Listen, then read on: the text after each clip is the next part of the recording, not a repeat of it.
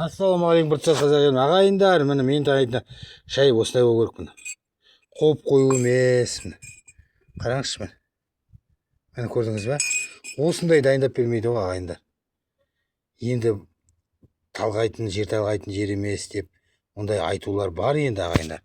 Бірақ та бағана біздің еліміз аман болсын, жұртымыз тыныш болсын ағайындар. Мұндай шай ішкенде бір демалғанда ішеміз ғой. Бір жерге барғанда шариғатты қоспай айтқанда да қазір Атырау ұлттық Құрманғазы ауданында өлім мен тойдың арасы білінді ғой, ас мәзірі шықты даже. Сол ас мәзірін айтпай ақ қояйық та, қазір дұрысталып кетір. Бірақ қара шайға келгенде мен қара шай бермейді, субсидия береді. Соны айтайын дегенім ғой. Айбетпен шамалы бір видео менен Коля Алексеевич. Айта берді деп айтпаңыз, мына құрбан айт жатыр ғой. Жалпы шектікті құрбан айттан кейін беру керекпіз. Шектікті бере беріңіз, берме деп тағы айтпаймыз.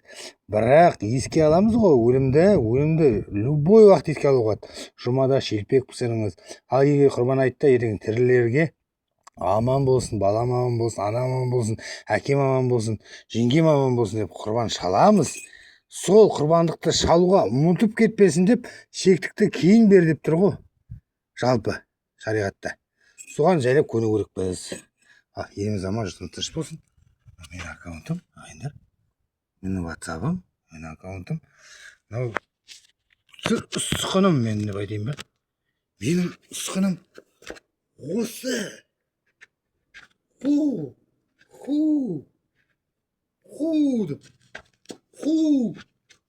деп сол сияқты еліміз аман, жұртымыз тыныш болса аман болайық. Осындай шаруа. Машина осы. Үйімді көрсетіп жіберейін. Осы шағын үй болса, осыған не жетсін. Аман болайық, құрбан айт қабыл болсын. Құтты болсын.